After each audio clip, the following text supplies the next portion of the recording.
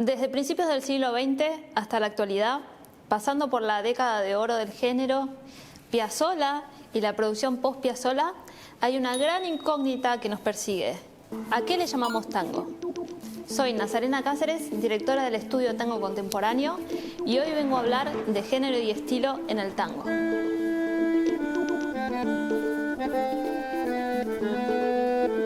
Una de las cosas más llamativas del ambiente tanguero y de la producción tanguera del siglo XXI es la diversidad de estéticas que hay en cuanto a las composiciones.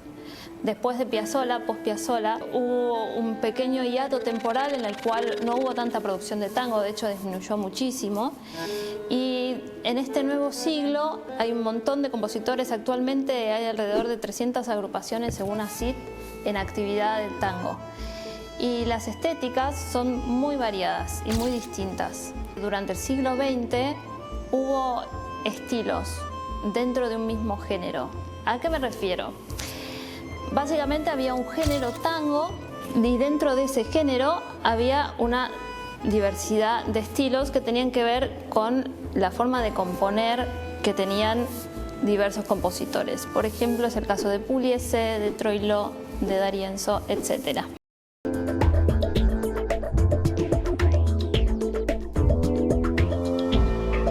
Es importante que sepamos diferenciar qué es un género, qué es un estilo y qué es una estética a la hora de definir las características y rasgos de una obra. Para hacer esta diferencia voy a tener en cuenta y como principal bibliografía el texto de Oscar Steinberg, Proposiciones sobre el género, en el cual él establece unas diferencias muy claras sobre qué es un estilo y qué es un género. En una primera instancia, lo que dice Steinberg es que un género es un molde en el que se establece un horizonte de expectativas sobre la producción artística, mientras que el estilo es un modo de hacer. Si bien en el género se establece una prioridad de los rasgos temáticos y retóricos de una obra, en lo que es el estilo, lo que se prioriza es la enunciación, o sea, cómo está enunciado un texto, que va más allá de las cuestiones de comunicación de emisor-receptor. En el caso del tango hay una serie de características que permiten que haya un horizonte de expectativas para la persona que va a escuchar un tango o una pieza en este marco, que puede ser tanto por cuestiones rítmicas, como por cuestiones melódicas, como por cuestiones de instrumentación. Si uno ve un bandoneón o la pieza escucha un bandoneón, posiblemente lo primero que se le venga a la cabeza es el tango. Es como un instrumento muy icónico del género. Dentro de este horizonte de expectativas hay una serie de licencias que identifican una producción con un compositor o con otro, que también están relacionadas con cuestiones rítmicas, melódicas y de instrumentación u orquestación en el caso de las orquestas típicas, que es lo que realmente nos importa en este video. Y en este caso podríamos hablar de los estilos Pugliese, del estilo Troilo, del estilo D'Arienzo.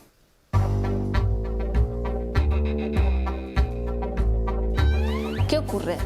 Luego de la aparición de Piazzolla y de la producción de Piazzolla, hay una ruptura muy fuerte dentro del género, que por más que hay ciertos elementos que tienen que ver con este horizonte de expectativas, empieza la discusión de si Piazzolla es tango o no es tango. ¿Por qué? Porque aparecen nuevos instrumentos, porque aparecen dentro, por ejemplo, de lo que se espera en la composición de un tango, aparecen un montón de elementos que no estaban tenidos en cuenta y que provienen de otros géneros, o sea, provienen de otros moldes. Y esto termina generando que lo que uno espera escuchar del tango ya no es lo mismo. O seguimos escuchando el mismo tango de siempre, o abrimos el panorama que el tango es un molde mucho más grande del que pensamos que era.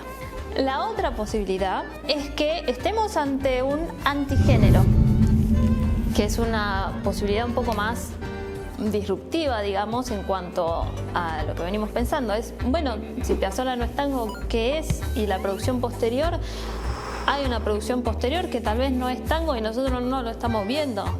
Oscar Steinberg, en sus proposiciones sobre el género, en la proposición número 10 y en la 9 habla del antigénero y toma como ejemplo lo que es el western y lo que es el spaghetti western. O sea, cuál es la diferencia y por qué se termina generando un nuevo género.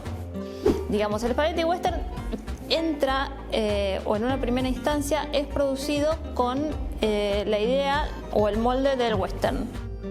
Lo que ocurre es que se comenzaron a meter elementos o a ciertos rasgos temáticos, por ejemplo, del western, fueron cambiados, modificados, o sea, se agregaron nuevos temas, se agregaron nuevos planos, se agregaron cosas que no eran esperables en el western común o el que conocía la sociedad y aceptaba como western, porque es muy importante también cómo se adapta el género a lo que está ocurriendo socialmente.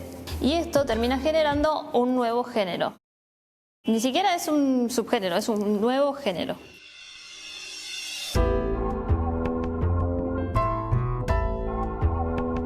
En general, para establecer qué es un género, existen infinidad de textos metadiscursivos que hablan sobre el género o sobre la producción dentro del género.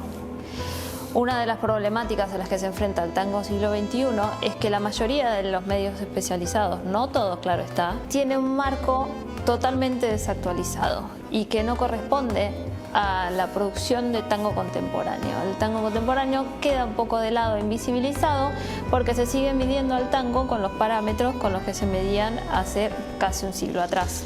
Que claramente la Buenos Aires del siglo XXI no es la misma que la del siglo XX. Y en otra instancia, las problemáticas sociales del siglo XXI, aunque en algunas cosas siguen muy emparentadas a las del siglo XX, son muy distintas. Entonces, la cuestión es que en la producción post-Piazzolla hay una gran diversificación que parte desde los estilos o modos de hacer del siglo XX, como es el caso del estilo Pugliese, que hay un montón de agrupaciones que toman muchos elementos de este estilo y crean, digamos, a la manera de otro compositor, una nueva producción de tango. Lo ideal dentro de un género que en este momento está tan diversificado es que pensemos un poco también en la idea de subgéneros o agrupaciones que tienen de alguna manera, responden al horizonte de expectativas, pero que están aportando cosas como muy importantes y que están quedando medio invisibilizadas por esta cuestión de seguir planteándonos qué es tango y qué no. Es importante visibilizar la producción de tango contemporáneo y desde lo que está pasando ahora y los moldes que se están construyendo ahora. Sí, es importante conocer los estilos y las composiciones del siglo pasado, pero es importante conocer el tango desde lo que está pasando ahora. Por eso, en nuestro estudio nos centramos en el estudio de las composiciones del siglo XXI, con las temáticas correspondientes al tango siglo XXI y con las construcciones musicales de este siglo, en las cuales también aparecen elementos del rock, del jazz, de la música académica y, por qué no, también de la música electrónica en general. ¿Y vos qué pensás? ¿Conocés de tango siglo XXI? ¿De tango contemporáneo? Me gustaría que me cuentes en los comentarios y suscríbete a nuestro canal porque pronto vamos a estar subiendo nuevo contenido. Así que nos vemos. Se me apagó el cerebro, loco.